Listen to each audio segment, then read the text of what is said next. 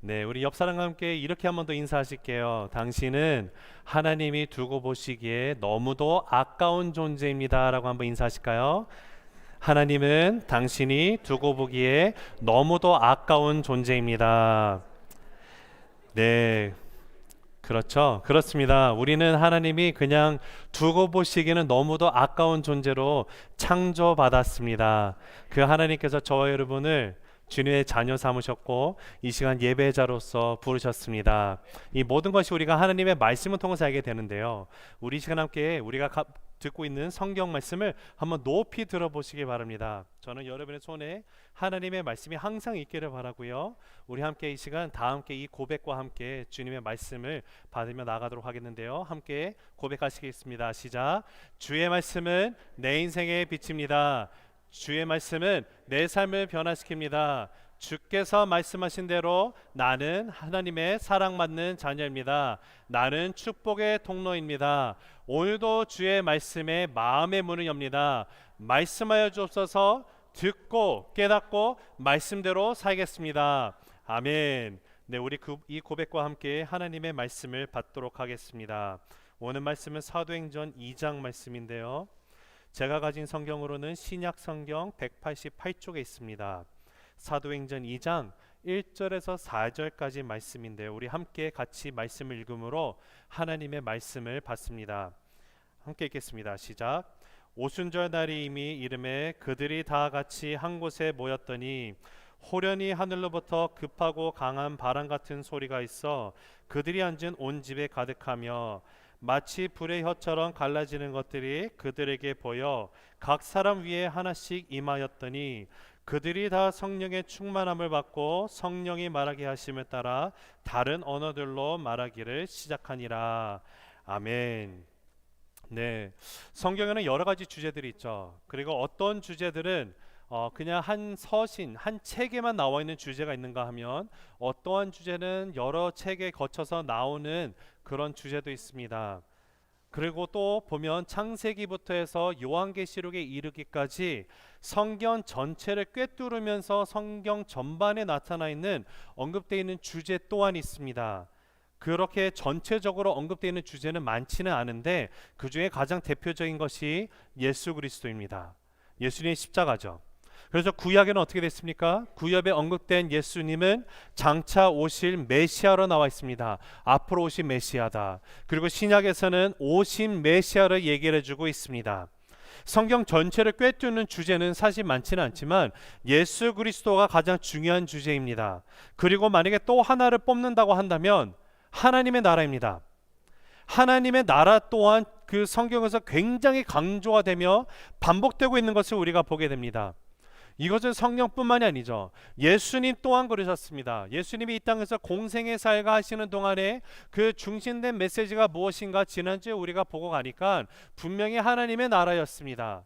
예수님께서 죽으시고 부활하신 후에 40일 동안 제자들과 지내시면서도 끝까지 그들에게 당부하시며 말씀을 하시고 가르치셨던 것은 바로 하나님의 나라였죠. 예수님이 분명히 하나님의 나라에 대해서 말씀을 많이 하시고 가르치시고 또한 비유를 들어서 설명을 하셨었습니다. 근데 예수님이 하신 비유들을 보면 거의 대부분 이렇게 시작을 하는데요. 내가 하나님의 나라를 어떻게 무엇으로 설명할까라고 스스로 이렇게 질문을 던지시면서 비유를 설명하시는 것을 우리가 또한 발견하게 됩니다. 여러분, 예수님은 하나님의 나라의 그 메시지를 전하기 위해서 하나님의 나라가 무엇인지를 설명해 주시며 하나님의 나라를 사는 것이 어떠한 것인지 우리의 삶 가운데 임한 하나님의 나라를 보여주시고 우리에게 명을 주셨습니다. 근데 여러분, 우리가 한번 생각해 볼게요. 우리가 흔히 하나님의 나라를 생각을 하면 죽어서 내가 갈 천국을 떠올리기 십상입니다. 그런데 성경에서는 그리고 예수님께서 반복하시면서 강조하신 것이 무엇인가 보면 그 하나님의 나라는 지금 이 순간 내가 있는 이곳에서 경험할 수 있다라는 것입니다. 그래서 이것을 신학적인 표현으로 하나님 나라의 현재성이라고도 부릅니다. 즉 하나님의 나라는 예수 그리스도의 이 땅에 오심으로 예수님께서 십자가에 죽으시고 부활하심을 통해서 이 땅에서 이미 시작되었다라는 것이에요. 그러하기 때문에 우리가 하나님의 나라를 이미 경험할 수 있는 것입니다. 예수님이 나의 삶 가운데 주인으로 구주로 영접하고 고백을 한다라는 것은 이미 하나님의 나라가 이 땅에 실현됐고 나의 삶에 실현이 되었기 때문에 우리가 경험을 하게 된다라는 것이죠. 그런데 문제가 있습니다. 이 하나님의 나라가 아직 완성이 되지 않았습니다. 이 땅에 이미 하나님의 나라가 임했지만 아직 완성이 되지 않은 하나님의 나라입니다. 그러하다면 이 완성은 언제 이루어질까요? 바로 예수님의 재림, 예수님의 다시 오심 때 완성이 됩니다.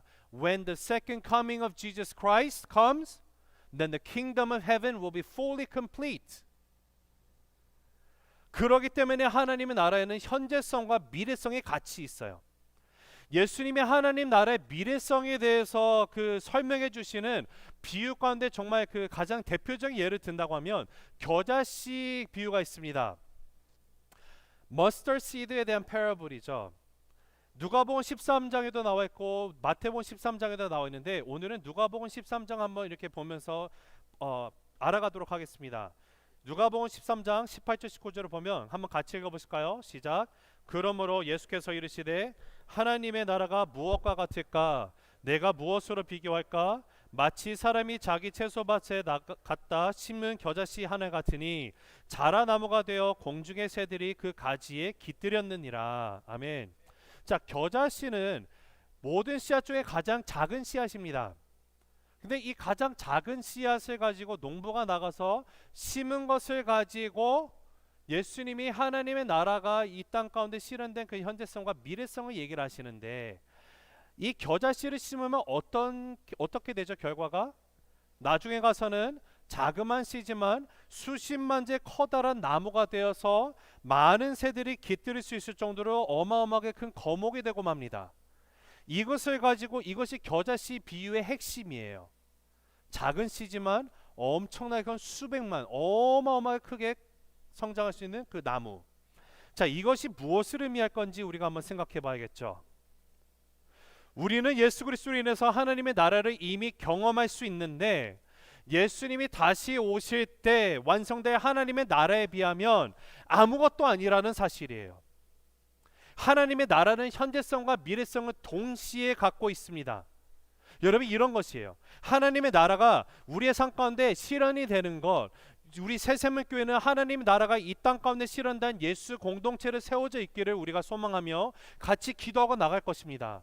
그리고 그것을 우리가 진짜 마음 가운데 우리의 삶 가운데 체험하기 위해서도 우리는 하나님의 말씀을 통해서 그것을 배울 것이고, 말씀을 우리의 삶 가운데 내가 정말 씨름하며 몸부림치면서 살아갈 때 분명히 경험하고 체험되게 될 줄로 믿습니다. 이런 체험이 있으시고 간증이 있을 것 같아요. 신앙생활을 하다가 처음엔 몰랐는데 내가 하나님을 붙들고 더욱더 알고 나아가다 보니 상황과 환경이 나로 하여금 기쁨이 없게 하지만 그럼에도 불구하고 나도 모르게 마음 가운데 평안함이 있고 기쁨이 넘치며 그 상황이 나를 삼킬 수 없을 정도로 나에게는 아직도 큰 힘이 있다라는 사실을 내가 경험하며 나아가는 그러한 간증을 갖고 계신 분을 우리는 주변에서 만나게 됩니다. 아무리 어렵고 극심한 상황 가운데 있는다 할지라도 하나님의 나와 함께 하시기에 세상이 이해할 수도 없고 줄 수도 없는 그 평화가 내 마음 가운데 있습니다. 나에게 이미 임한 하나님의 나라가 예수님의 나와 함께 하시다 보니 그 어디나 하늘나라라는 고백이 내 입술을 통해서도 나오며 하나님을 찬양하게 되는 것, 여러분, 이것이 하나님의 나라가 아닌가요? 근데 차이점은 우리가 이 땅 가운데 경험하는 하나님의 나라, 물론 너무도 좋죠. 어찌 이렇게 좋을 수 있을까요? 하나님, 내가 넘어지지 않는 역사, 내가 필요한 거 하나님께 기도했더니 무엇인가 주시는 것이 아니라 모든 공급자 되신 하나님이 나와 함께 하신다는 사실을 내가 깨달으니 너무 감사합니다. 내가 병에 걸려서 내가 죽을까 봐 어떻게 될지 모를 바 있을 때 하나님이 약병을 던져주시는 것이 아니라 치료자 되신 그 하나님이 나의 하나님이시라니요. 여러분, 이것을 우리가 경험하고 나갈 때 이 땅 가운데 살아가는 내 인생 너무 좋습니다. 너무 행복합니다. 하나님이 함께 하시니까 행복한 것이죠. 그런데 예수님이 오셔서 완성될 하나님의 나라에 비하면 이것은 겨자씨만하다라는 것이에요. 사랑하는 성도 여러분, 이렇듯 하나님의 나라는 현재성과 미래성을 같이 갖고 있습니다. 여러분, 교회는 이 땅의 소망입니다. 믿으십니까? 교회를 통해서 예수 그리스도가 소망되시는데, 예수님이 소망되신다라는 사실을 나타내기 위해서 주님께서 시작하신 교회가 어떻게 시작이 되었는지 오늘 본문을 통해서 우리에게 알려주고 계십니다. 여러분, 교회는 하나님의 나라가 이 땅에 실현된 예수 공동체입니다. 예수 그리스도가 교회의 머리가 되시고 우리는 그분의 몸이 되는 것이죠. 예수님이 세우신 교회는 하나님의 나라가 아직 완성되지는 않았지만 이 땅에서 이미 경험이 되어지고 있으며, 예수님이 다시 오시는 그날 완성될 하나님의 나라에 비하면 아무리 작기는 하지만 그러나 그럼에도 불구하고 우리가 경험할 수 있다는 사실, 그리고 그 교회가 이 땅 가운데 존재함으로 인해서 그 사실을 모른다는 그 많은 사람들에게 예수 그리스도가 전파되기 위해서 오늘날 이 땅에 새세명 교회를 허락해 주셨다는 사실, 우리가 믿음으로 고백하고 나가게 되길 간절히 바랍니다. 여러분, 그 교회가 어떻게 시작됐을까요? 우리 함께 오늘 1절 말씀 다시 한번 읽어볼게요. 준비 시작. 오순절 날이 이름에 그들이 다 같이 한 곳에 모였더니. 여러분, 지금 여기 무슨 날이 임했다고 써 있습니까? 오순절에 써 있어요. 여러분, 유대인들에게는 3대 가장 중요한 이스라엘의 3대 절기가 있습니다. 유월절이 있고요, 오순절이 있고요, 장막절이 있습니다. 근데 이제 유월절은 무교절이라고도 불리기도 하고요, 오순절에는 칠칠절과 맥추절이 또 같이 쓰입니다. 같은 거예요. 그리고 장막절에서는 수장절, 초막절이라고도 불립니다. 이런 절기들의 다양한 이름이 다르게 쓰이다 보니까 같은 것을 의미하는데도 불구하고 우리가 헷갈릴 때가 있죠. 근데 그냥 우리가 기억하고 알아야 될 것은 유월절과 오순절이 있고요, 그리고 장막절 또는 수장절이 있어요.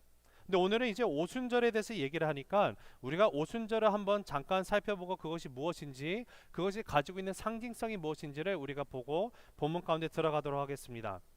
예수님이 세우신 교회가 탄생한 무대 세팅이 오순절이 되는데, 이 오순절은요, 이스라엘 백성들이 이집트에서 노예 생활로 430년에 있다가 하나님께서 그들을 건져내신 사건 여러분 기억하시죠? 출애굽기에서 출애굽하는 거. 그때 마지막 심판의 10번째 재앙이 뭐였죠? 첫 장자, 첫 번째 낳은 모든 살아있는 것들이 다 죽게 되었습니다. 그때 하나님께서 이스라엘 백성들에게 명하셔서 첫 양을 잡아서 그 피로 문설주에다 바르게 하셨을 때, 하나님의 사자가, 주의 사자가 지나다닐 때 그 피에 문설주가 발려져 있는 것은, 문설주에 피가 발려 있는 곳은 넘어갔다. 그래서 영어로는 Passover라고 부르죠. 이것이 유월절입니다. 자, 그래서 유월절은 3대 절기 중에 가장 중요한 첫 번째 절기가 돼요. 근데 이 오순절이라는 것은, 자, 우리가 신명기 16장의 9절 6절 한번 보겠습니다. 함께 읽겠습니다. 없군요. 자, 제가 읽어드리겠습니다. 시작. 7주를 셀지니 곡식이 낫을 되는 첫날부터 7주를 세어 내 하나님 여호와 앞에 77절을 지키되 내 하나님 여호와께서 내게 복을 주신 대로 내 힘을 헤아려 자원하는 예물을 드리고. 자, 6월절이 시작이 되는데, 6월절이 시작을 하고 난 후에 몇 주를 세냐면요, 7번을 셉니다. 자, 한 주는 7일이 있죠. 유대인들에게 있어서 가장 중요한 요일이 언제인가요? 바로 안식일입니다.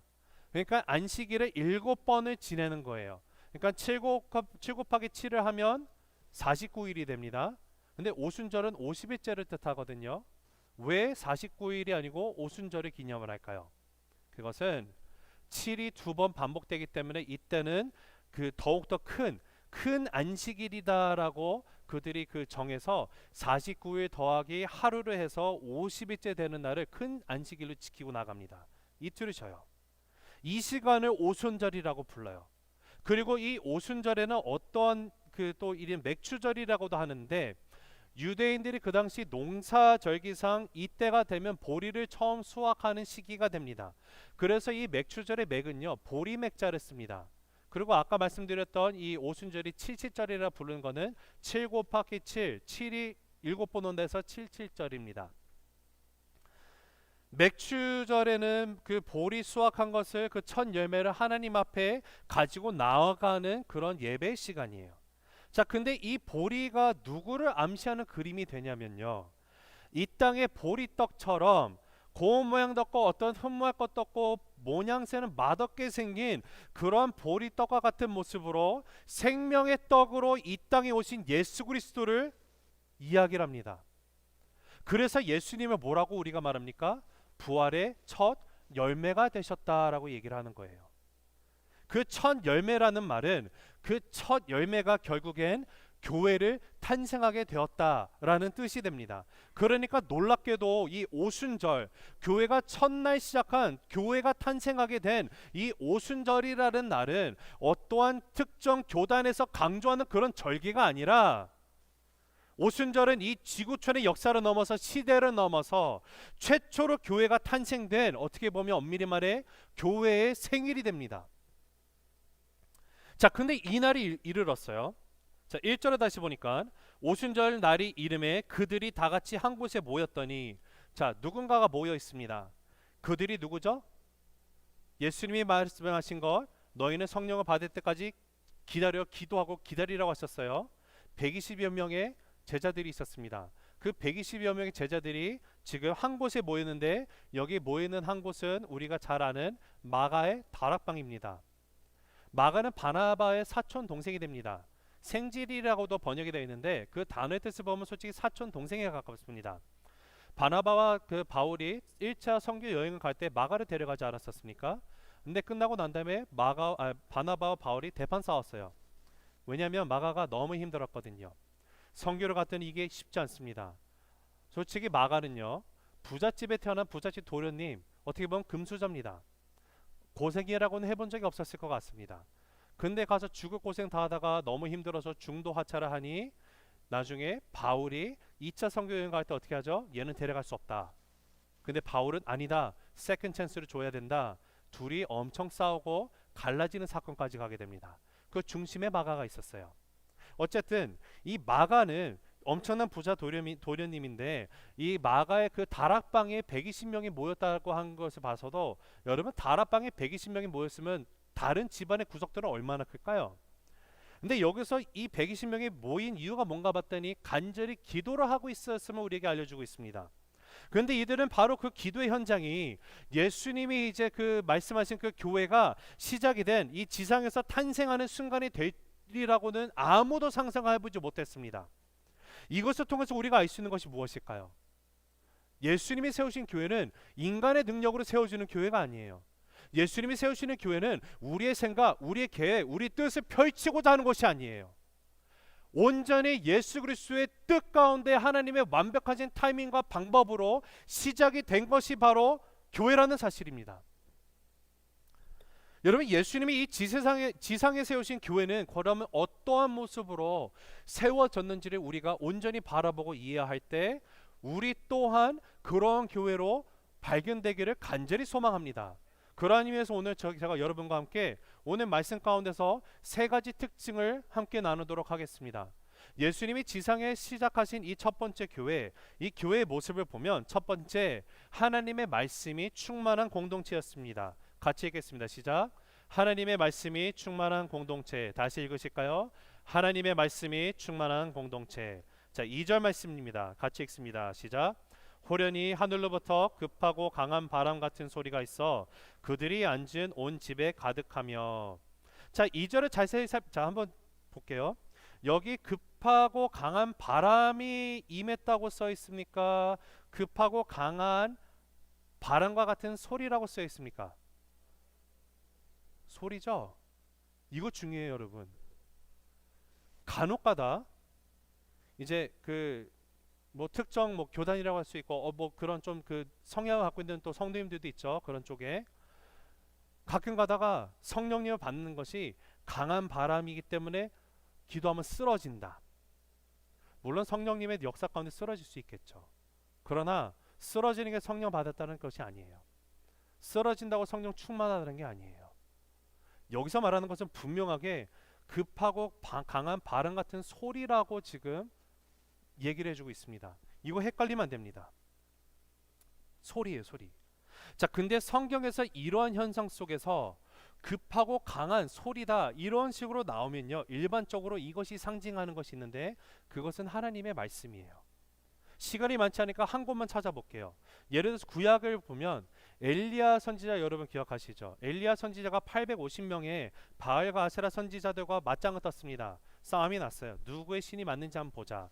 그래서 제시했던 게 무엇입니까? 너네 제단 쌓고 나도 제단 쌓고, 그 번제물을 각을 떠가지고 위에 올려놓고 나도 위에 올려놓고, 자 당신네들 먼저 기도해 보십시오. 당신의 신한테 부르짖으십시오. 850명이 아무리 기도해도 아무런 답이 없어요. 그러니까 성경에 뭐라 써 있습니까? 그들이 막 춤을 추면서요, 막 이상한 소리를 내면서요, 칼로 몸을 자학을 하고요, 그러면서 신내림을 기다리면서 기도를 하는 거죠. 근데 아무런 반응이 없습니다. 엘리야가 기다리다가 이제 다 했니? 안 되니까 오케이 이제 my turn. 그래서 이제 시작하는 게 뭐였습니까? 엘리야가 갑자기 번제단 위에다가 물을 붓습니다. 완전 흠뻑 나요. 그리고 난 다음에 하나님 앞에 기도하면서 하나님 불을 내려주소서, 그랬더니 하늘에서 불이 임하면서 모든 것을 다 태워 받으십니다. 대승리를 거뒀어요. 근데 엘리야가 바로 다음 장을 보면 이세벨 여왕이 자신을 죽이겠다고 하니까 그 말에 무서워하고 도망을 갑니다. 그것이 열왕기상 19장에 나와요. 도망가서 그 엄청난 대승을 거뒀음에도 불구하고 지쳐서 로뎀나무 아래 앉아가지고 이제 하나님 앞에 푸념하고 있죠. 하나님 이제 저 할 거 다 했습니다. 지쳐서 더 이상 갈 힘도 없고요. 하나님 나 그냥 죽여주세요. 하나님 나의 삶 넉넉합니다. 지금 내 생명 걷어가 주세요. 하나님 I'm done. I can't do anymore. 하나님 저 어차피 죽을 거니까 차라리 절 데려가 주세요라고 하면서 굉장히 극단적이고 절망적인 소리를 나무 밑에서 하나님 앞에 막 투정을 부리다가 지쳐가지고 쓰러져 자고 있습니다. 그때 하나님이 그 투정에 아무런 소리를 안 하시고 숯불에 구운 떡과 물을 먹이시고 엘리야를 다시 한번 다독이시면서 일으켜 세우셔서 하나님이 명하시는 그 호렙산에 가서 어느 굴에 서게 하십니다. 여러분 이 사건을 보면서 저는 이것을 생각을 하게 돼요.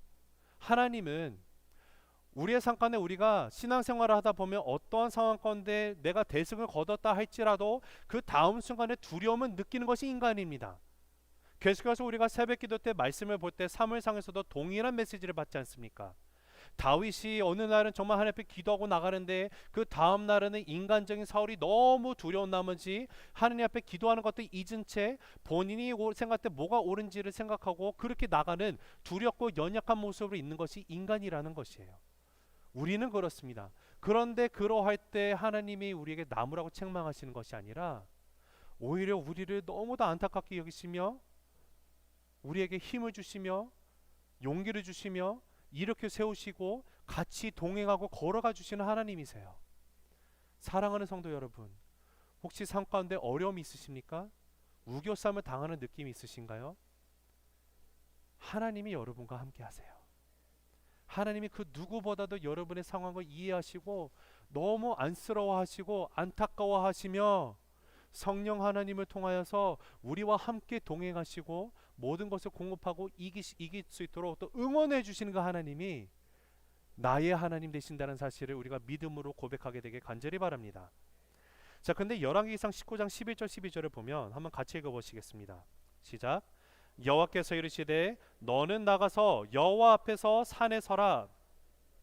여호와께서 지나가시는데 여호와 앞에 크고 강한 바람이 산을 가르고 바위를 부수나 바람 가운데 여호와께서 계시지 아니하며 바람 후에 지진이 있으나 지진 가운데에도 여호와께서 계시지 아니하며 또 지진 후에 불이 있으나 불 가운데에도 여호와께서 계시지 아니하더니 불 후에 뭐가 있더라고요? 세미한 소리. 자, 첫 번째, 산과 바다를 부술 만한 강한 바람이 불었습니다. 그런데 거기 여호와 하나님 계셨을까요? 않더라. 두 번째, 바람 후에 지축을 흔드는 엄청난 지진이 일어납니다. 그런데 그 후에도 여호와 하나님이 안 계셨어요. 지진이 끝난 다음에 모든 것을 집어삼킬 만한 불이 일어났습니다. 근데 그 불이 지나갔는데도 하나님은 계시지 않더라. 그리고 마지막에 뜻밖에도 하나님은 세미한 소리 가운데 임재해 계시더라. 자, 여기 소리는 무엇을 의미할까요? 하나님의 말씀을 의미합니다. 이 세미한 소리라는 것의 그 히브리어 원어를 보면요, 콜 데마마 다카라는 단어예요. 콜은 소리고요, 데마마 다카가 세미하다라는 것인데, 이 콜 데마마 다카가 쓰면 이것이 이제 원어 성경에 무슨 말이냐면요, 우리 한글 성경에는 세미한 소리라고 그 번역을 해놨지만 원어 성경에 가지고 있는 그 뜻은 신이 돌을 쪼개는 소리다라는 뜻을 갖고 있어요. 자, 그럼 한번 생각해 보겠습니다. 여러분, 신이 돌을 쪼개는 소리가 들리는 그런 장면이 성경에 나옵니다. 혹시 어딘지 기억하십니까? 모세가 어느 산에 있었다고요? 스톤 마운틴인가요? 아니죠. 시내 산에서 하나님의 임재 가운데 40일 동안 나갔었습니다. 그때 하나님께서 이스라엘 백성들에게 친히 돌판에다가 계명들을 새겨 주셨어요. 신이 돌을 쪼개는 소리예요. 하나님의 말씀을 상징하는 거예요. 이것이 세면 소리입니다. 그러니까 이 땅의 교회가 처음 탄생하면서 가장 먼저 나타났던 현상이 무엇인가 보면, 여러분, 하나님의 말씀이 충만하게 되는 공동체에 임하기 시작했다는 것이에요. 성령이 먼저 온 것이 아닙니다. 하나님의 말씀이 먼저 왔어요. 그런데 이 말씀은 홀로 역사하시지 않고 반드시 누구의 역사를 함께 동행하는가 보니까 성령님의 역사와 동행하십니다. 그러하기 때문에 예수님이 지상에 세우신 교회는 두 번째로 성령으로 충만한 공동체로 있었던 것이에요. 함께 읽습니다. 두 번째, 시작. 성령으로 충만한 공동체. 자, 뒤에 스크린이 안 나오네요. 다시 읽습니다. 시작. 성령으로 충만한 공동체. 한 번 더 읽습니다. 성령으로 충만한 공동체. 자, 3, 4절입니다. 같이 읽습니다. 시작. 마치 불의 혀처럼 갈라지는 것들이 그들에게 보여 각 사람 위에 하나씩 임하여 있더니 그들이 다 성령의 충만함을 받고. 여러분, 여기 놀라운 일이 벌어졌습니다. 성령이 임하시는 체험을 통해서 하나님의 부흥, 놀라운 부흥, 마른 뼈들이 살아나는 그 하나님의 카야가 일어난 사건이 바로 여기에 임했어요. 예수님이 세우신 교회는 이런 역사가 일어났습니다. 근데 여러분, 이런 역사적인 사건, 하나님의 그 부흥의 역사가 일어나는 그 놀라움, 성령이 임하는 놀라움의 사건이 이 당시에 사도행전뿐만이 아니라 우리가 살고 있는 미국 땅에서도 일어났었습니다. 우리 그 한국에서도 일어났었죠. 1907년 평양 대부흥을 들 수 있을 것이고요. 근데 우리가 살고 있는 미국의 한 예를 들면 1970년도에 에스베리 대학교에서 부흥이 일어났던 사건이 있었습니다. 에스베리 대학교에서 1970년도 2월 3일날 대학 채플 시간에 설교하던 목사님께서 자신이 예수님을 어떻게 만났는지 하나님에 대해서 간증을 하고 나아갔습니다. 그리고 난 다음에 학생들에게 여러분 중에서도 혹시 하나님이 여러분과 함께 하시는 그 간증이 있으시다면 이 시간 나와서 간증할 사람이 있습니까? 라고 물었는데, 그때 4년차 졸업반에 있었던 그 학교에서 모든 학생들이 정말 혀를 찰 정도로 별로 정말 악평으로 나 있는 한 남학생이 갑자기 강단 위에 올라옵니다. 강단 위에 올라오더니 그가 하나님을 만난 것과 자기 자신의 과거의 삶을 회개하면서 이제는 다시 그 옛날로 돌아가기 싫으며 자기가 이 자리에서 하나님의 역사를 간증하는 것 자체도 자기가 믿어지지 않다라고 그 모든 것을 고백을 하기 시작을 합니다. 그리고 그곳에 모이는 학생들 가운데 너무나 거룩한 성령의 그 충만함이 임해서 그들이 눈물로 기도하고 고백을 하기 시작을 했는데 무려 185시간이나 계속이 되었습니다. 이것이 바로 그 유명한 에스베리 대학교의 부흥이에요.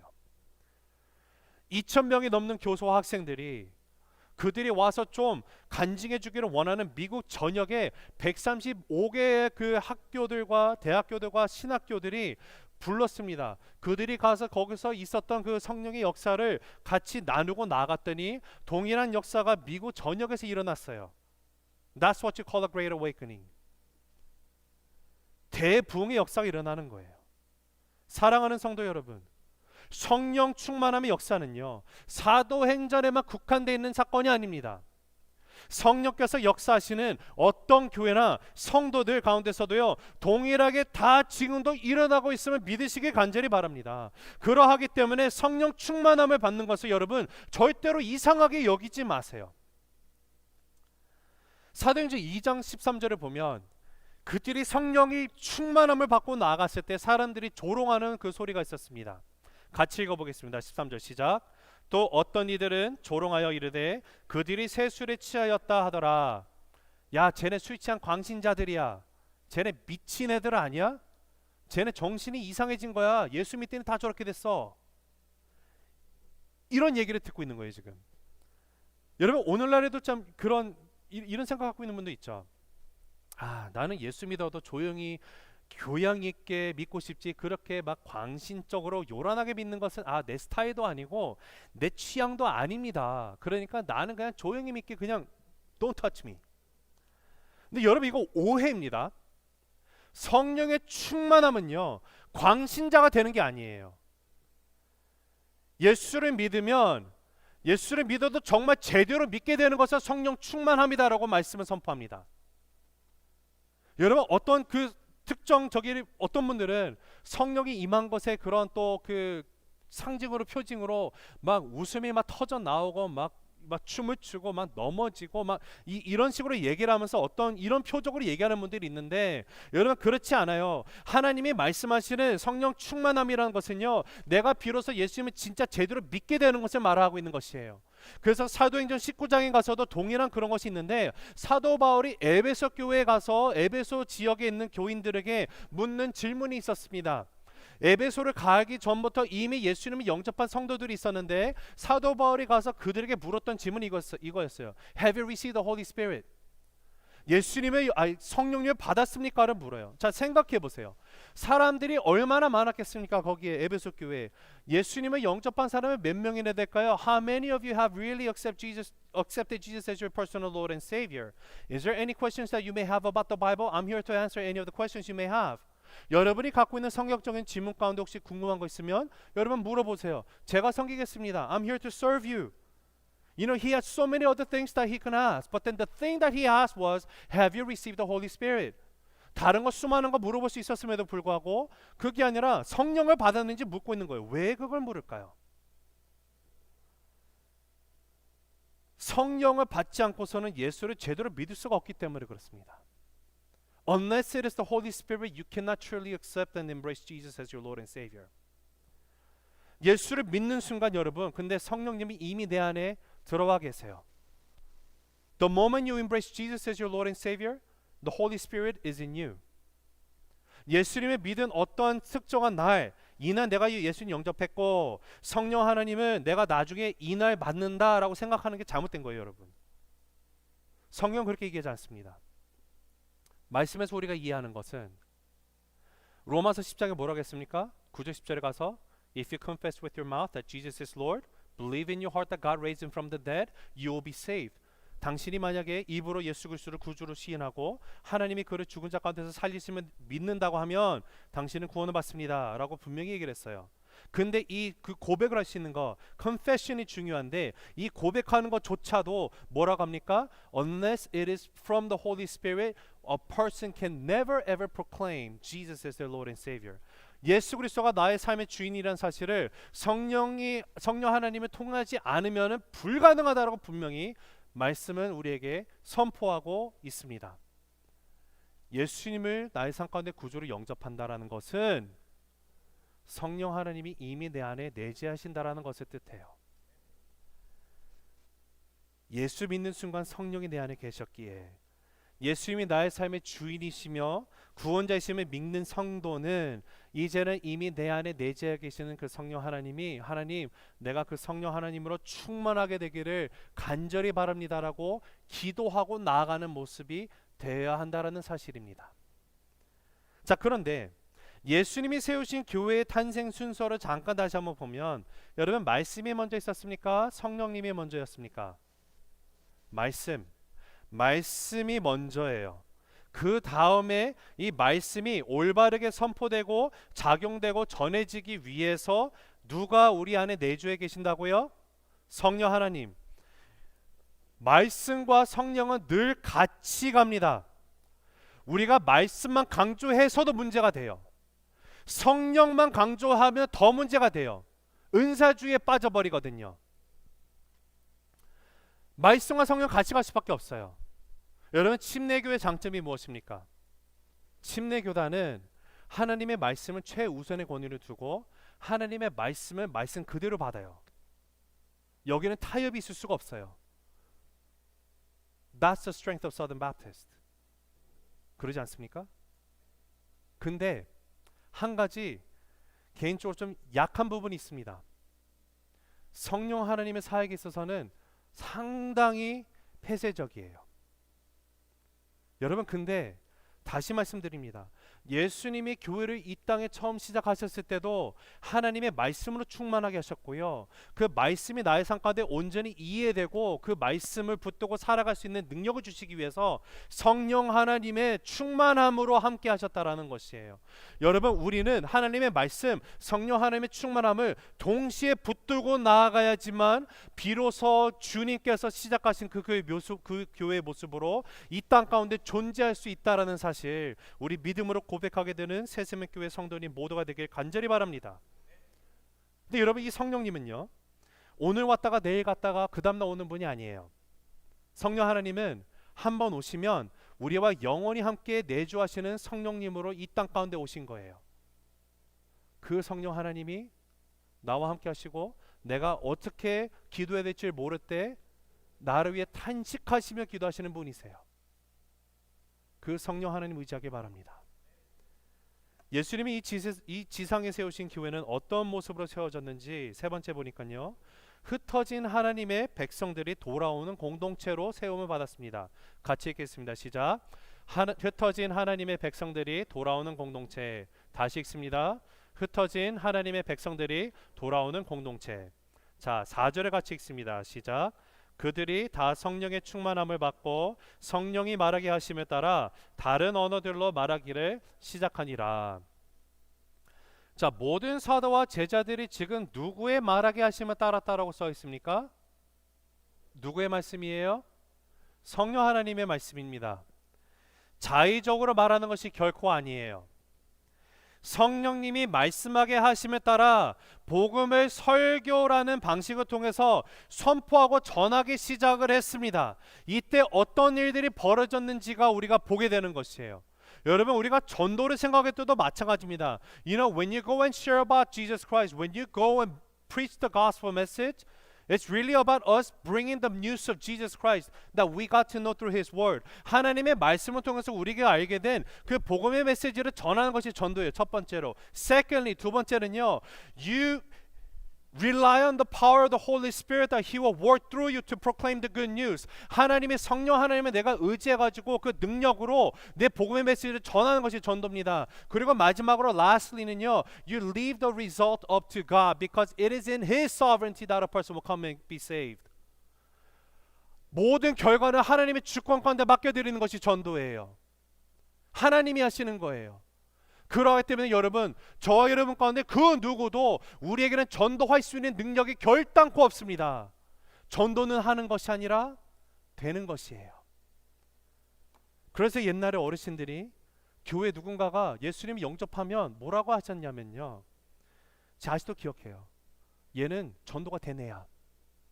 전도가 됐다라고 표현하셨어요. 근데 여러분, 이것이 성경적인 표현이에요. 전도는 되는 거예요. 그럼 우리가 뭘 하는 걸까요? The only thing that we can do is to be obedient to His command. We go and share the word of Jesus Christ, the gospel message, through the power of the Holy Spirit, and leave the result up to God. 복음의 메시지를 성령의 능력 가운데 붙들림 받아서 담대히 선포하고 그 결과는 하나님께 온전히 맡겨드리는 것. 그것이 예수님께서 우리에게 말씀하시는 지난주 우리가 함께 봤던 지성명령에서 나오는 제자를 삼는 것의 순종의 모습입니다. 자, 그렇게 했더니 어떤 일이 벌어졌습니까? 오늘 5절에서 8절인데요. 한번 같이 읽어보겠습니다. 준비 시작. 그때 경건한 유대인들이 천하 각국으로부터 와서 예루살렘에 머물러 있더니 이 소리가 남에 큰 무리가 모여 각각 자기의 방언으로 제자들이 말하는 것을 듣고 소동하여 다 놀라 신기하게 여겨 이르되, 보라, 이 말하는 사람들이 다 갈릴리 사람이 아니냐? 우리가 우리 각 사람이 난 곳 방언으로 듣게 되는 것이 어찌 됨이냐? 여기서 무슨 이야기를 하고 있습니까? 자, 여기 어마어마한 기적이 일어났습니다. 이런 거예요. 예를 들어서 제가 지금 영어로 설교 아니야 한국말도 영어도 아닌 스페니쉬로 설교한다고 할게요. 제가 스페니쉬로 설교를 하는데 여러분이 어찌된 영문인지 이 말씀이 다 깨달아지고 다 이해가 되고 다 들리는 거예요. 여기 이제 영어권이신 형제님들도 계세요. 근데 동일한 거예요. 스페니쉬인데 it's not English.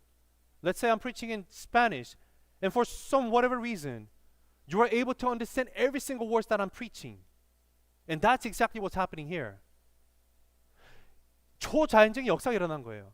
여기서 성령이 임했을 때 뭐 방언이 터졌다 뭐 이게 아니라 여기서 말하는 각 방언을 말한다라는 것은요, 우리가 생각하는 뭐 아다다다 아따띠다 이런 얘기가 아니라 성령 하나님께서 그 상지에, 자 여러분 오순절이었습니다. 가장 큰 절기 중에 하나지 않습니까? 그때는 온 지역에 흩어져 있는 유대인들뿐만 아니라 관광객도 있고 엄청난 사람들이 많이 예루살렘 도성에 모여 있는 상황입니다. 얼마나 많은 언어가 있었겠습니까? 그런데 이 모든 사람들이요, 거기에 모이는 수만 해도 15개 나라 뭐 이렇게 써 있었나 제 기억이 안 나지만, 중요한 것은 베드로가 성령의 충만함을 받아서 본인들이 같이 살았고 부활하신 예수 그리스도 경험한 것을 설교 말씀으로 선포하고 나아갔더니 그들이 다 자신의 모국어로 들렸다라는 거예요. 왜 그렇게 하셨을까요? 그들이 예수님을 알게 되기 위해서예요. 저에게 되게 특별한 은사 목사님이 있습니다. 제가 신학교 때 전도학, 선교학, 교회 개척학 교수님이시기도 했고요. 우리 침례교단의 RMB 선교사로 나가신 분이시기도 합니다. 교단에서 많은 사역을 하시는 분이고, 근데 그 목사님께서 한 번은 브라질에 가서 교회에 있는 그 브라질 교회의 그 젊은 리더들을 트레이닝해야 되는 그런 스케줄로 가셨었어요. 일주일 동안 있어야 되는데 하나의 문제가 있었습니다. 포르투갈어를 구사할 수 있는 사람이 그 팀에 아무도 없었어요. 근데 바로 다음날 당장 이 트레이닝을 시작을 해야 되는데, 그래서 본인이 숙소에서 사전을 펴가지고 영어 단어 가운데 포르투갈어로 중요하다고 생각하는 거를 최대한 외웠습니다. 보고 그러다 이제 침대에 누워가지고 TV를 틀고 포르투갈어로 된 그 방송을 잠깐 보고요, 잠이 드셨어요. 긴 얘기 짧게 드리면 그 일주일 동안에 무사히 다 모든 훈련을 마쳤습니다. 그리고 마지막 날 그 교회 권사님과 같은 존재 대신 그 어르신이 저기를 그 식사를 공개하기 위해서 초청을 했습니다. 근데 그 어르신이 이렇게 물었어요. 그 교수님에게, 교수님 언제 포르투갈어를 배우셨습니까? 근데 이 교수님은 자신은 포르투갈어를 할 줄 모르십니다. 그래서 자기는 포르투갈 배운 적 없다고. 아마 그냥 그 바로 전날 사전을 보면서 이렇게 했는데 나도 모르게 내가 언어를 좀 빨리 캐치하는 은사가 있는가 보다고 생각을 하셨어요. 근데 그 후에 이 권사님이 이 교수님한테 하셨던 말씀이 그 교수님이 한 번도 생각해 보지 못했던 교수님의 그 전체적인 그 신앙의 세상을 좀 흔드는 사건이었어요. 뭐냐면 이렇게 얘기하더래요. 아닙니다. 제 생각에는 교수님께 하나님께서 방언 은사를 주신 것 같습니다. 한 번도 생각해 보지 못했던 답이었어요. 근데 그 순간 쇠망치로 딱 두드려 맞는 느낌이 들었다고 하세요. 자신은 정말로 남침례교단의 목사고 교수이고, 그렇게 해서 그 성령의 은사 방언은 없다라고 얘기를 하고 끝났다라고 얘기를 하지만, 초대교회에 이렇게 성경 말씀이 주어지기 전에는 필요했기 때문에 방언을 주셨지만, 이제는 이미 하나님의 말씀을 우리에게 주셨기 때문에 하나님이 그 말씀을 통해서 우리에게 깨닫게 하시기 때문에 방언이 더 이상 없어도 된다, 이제는 주시지 않는다라고 이렇게 이해를 했는데, 그때 그렇게 포르투갈어로 구사를 하고 그렇게 했던 걸 생각해 보니까 하나님이 그렇게 하신 거예요. 근데 지금 포르투갈어를 할 줄 모르십니다. 그때 일시적으로 하나님이 가능하게 하신 거예요. 거기서 훈련을 마치고 돌아오십니다. 그래서 이제 교단에 보고를 해야겠죠. 선교단체 이러이러한 일이 있었다고. 근데 그 일로 인해서 제명당하실 뻔했어요. 왜냐?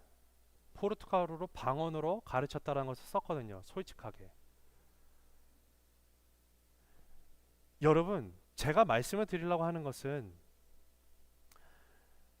그 교수님이 그 당시에 정말 포르투갈어 자기가 전혀 모르는 거를 이것이 진짜 본인이 포르투갈어로 한 건지 아니면 여기서 말하는 것처럼 영어로 하셨는데 거기는 지역 사람들이 다 이해하는 역사가 일어났는지 그것은 제가 알 수 없습니다. 그러나 한 가지 중요한 사실을 우리가 알 수 있는 것은 하나님께서 그 브라질 지역에 있는 그 교회들이 온전하게 세워지기 위해 하나님이 일시적으로 그 역사를 행하셨다라는 것이에요. 여기 있는 본문은 마찬가지입니다. 수많은 인파가 모였는데 예수 그리스도의 그리스도 되심, 부활하심, 온전한 구주 되심을 베드로가 담대함으로 성령 충만한 가운데 선포하고 나아갔더니 그들이 그것을 듣고 자기 모국어로 듣게 된 것은요, 이것을 통해서 그들이 예수님을 알고 영접하게 되기 위함이라는 것이에요. 교회가 세워지기 위해서 그런 역사를 하셨다라는 것입니다. 이것이 오순절날 일어난 사건인데 지금 이것을 통해서 거기서 일어나고 있는 것이 무엇입니까? 소통이 일어났다라는 것이에요. 어떤 소통이요? 하나님의 말씀, 복음의 소통이 일어난 거예요. 하나가 되는 것이에요, 이제. 자, 근데 여기 있는 사건을요, 이게 180도 반대되는 사건이 구약 성경에 나와 있습니다. 어디서 나오냐면 창세기 11장에 나오는데요, 바로 바벨탑 사건입니다. 여러분, 바벨탑 사건이 왜 생겼습니까? 하나님이 노아의 방주 아시죠? 물로 세상을 그냥 쓸어버리셨어요. 진멸하셨습니다.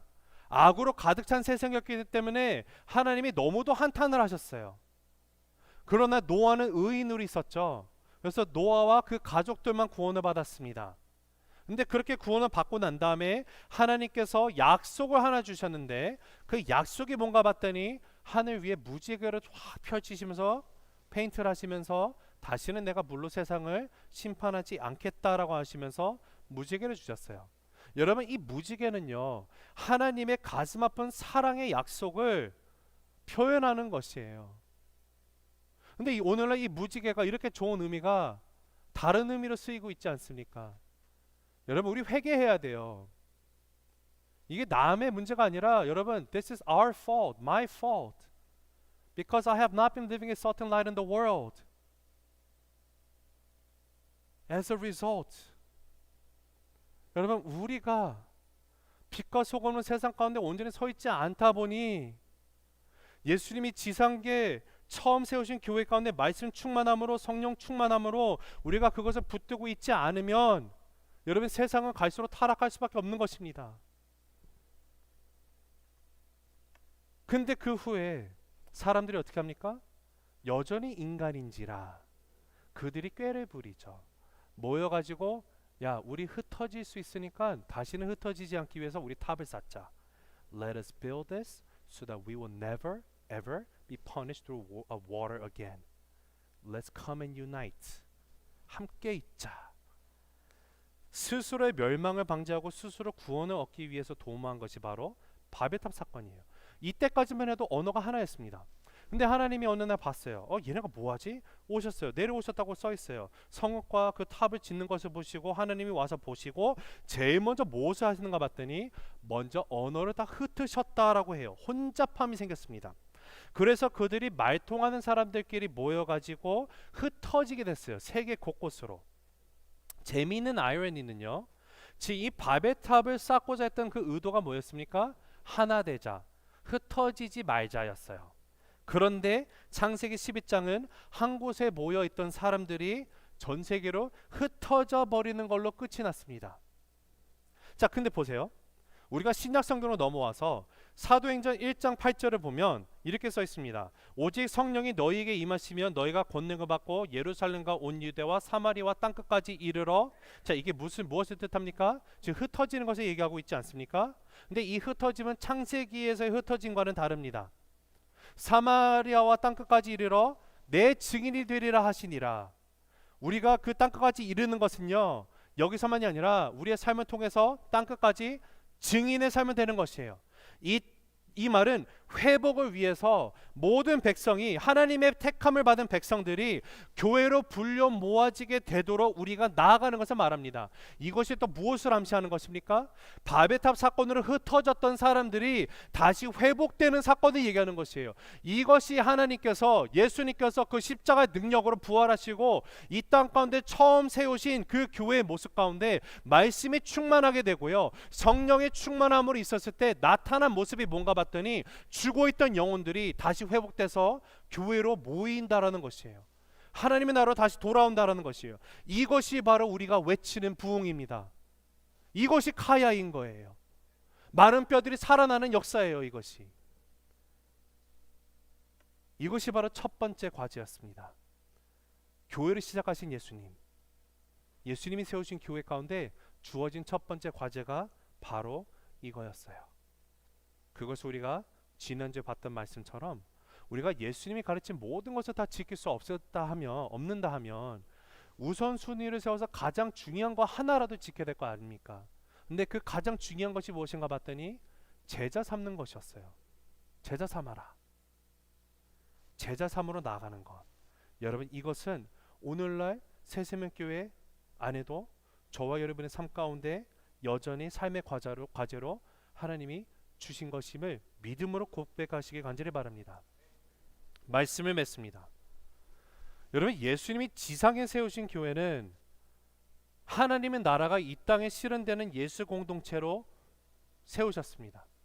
근데 그 모습의 첫 번째는요, 하나님의 말씀이 임했어요. 사람의 생각으로 세워진 것이 아니었어요. 사람의 말로 세워진 것이 아니었어요. 하나님의 말씀이 중심 가운데 임했습니다. 충만함이 있었습니다. 오늘날 교회가 성도들의 삶의 문제다라고 얘기를 하는데요, 여러분, 삶의 문제가 아닙니다. 삶의 문제보다는 하나님의 말씀이 우리의 삶 가운데 전인격 속에, 심령 속에 제대로 들어와 있지 않기 때문에 문제가 되는 거예요. 여러분, 말씀이 제대로 열리면요, 제대로 나의 삶 가운데 들어오면 삶은 그냥 따라올 수밖에 없습니다. 삶의 문제가 아니에요. 어쩌면 성도님들, 우리의 가슴 한복판에 이 살아 운동력 있고 좌우에 날선 검과 같다라는 이 하나님의 말씀이 제대로 들어가지 않아서 그런 건 아닐까요? 말씀이 제대로 들어오면 그 살아있고 운동력이 있는 그 하나님의 말씀 때문에 나의 삶은요, 변화가 반드시 일어나고 새로운 삶의 그 형태로 나아갈 수밖에 없습니다. 근데 이 말씀은 성령 충만함을 받을 때 이 말씀이 깨달아지게 되어 있어요. 여러분, 말씀과 성령은 같이 갑니다. 말씀의 저자이신 성령 하나님께서 이 말씀을 계시의 영이신 하나님께서 그 성령이 나에게 말씀을 계시해 주지 않으시면 우리는 죽었다 깨라도 말씀을 이해할 수가 없어요. 그러하기 때문에 성령 충만함을 구하십시오. 여러분, 성령 충만하지 않는다면, 성령을 받지 않으면 그리스도인이 아닙니다. 성령이 없는 공동체는 하나의 단체, 조직입니다. 교회라고 부를 수 없어요. 그러하기 때문에 우리는 날마다 성령 하나님 충만케 되기를 간절히 바랍니다. 기도하고 나아가야 될 줄로 믿습니다.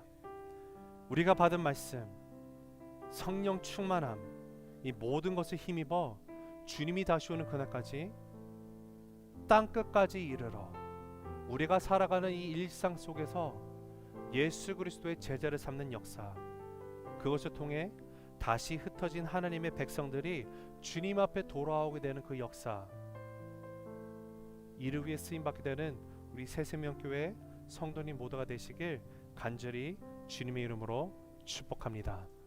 기도하시겠습니다. 우리 시간 함께 잠시 기도하겠는데요, 우리 들은 말씀을 생각하며 반응하고 나갔으면 좋겠습니다. 하나님, 나의 삶 가운데 하나님의 말씀이 빠졌습니다. 하나님, 말씀 회복시켜 주시옵소서. 하나님의 말씀이 없으면 나의 삶 가운데 의미가 없습니다. 왜 살아가는지 그 존재 이유가 사라져 버립니다. 하나님의 말씀이 필요합니다. 그리고 하나님, 성령 충만케 하여 주시옵소서. 성령 하나님이 아니시면 내가 말씀을 알 수도 없을 뿐더러 말씀대로 살아갈 수 있는 능력도 없습니다. 하나님, 이 시간 성령 하나님 다시 한번 나를 새롭게 하시고 주님 앞에 붙들림 받아 나가길 원합니다. 주님, 그러할 때 땅끝까지 이르러 증인된 삶 살길 원합니다. 주님, 우리의 삶 가운데 주변에 주를 알지 못하는 영혼이 있습니까? 주님, 그냥 지나치지 않게 하시고 그들에게 다가가 나의 삶의 주인 되신 예수 그리스도, 그 말씀, 그 복음의 메시지를 담대하게 성령의 능력으로 전파하게 하시고, 그러할 때 예수 그리스도 영접하게 되는 역사 하나님의 주권 가운데 맡기고 나아갑니다. 하나님의 방법으로 하나님의 이 교회 다시 회복시켜 주시고 이 땅 가운데 참된 부흥 다시 살아나는 역사 일어나게 해 주시옵소서. 우리 간절한 마음으로 이 시간 주 앞에 기도하고 나가겠습니다. 기도하십니다.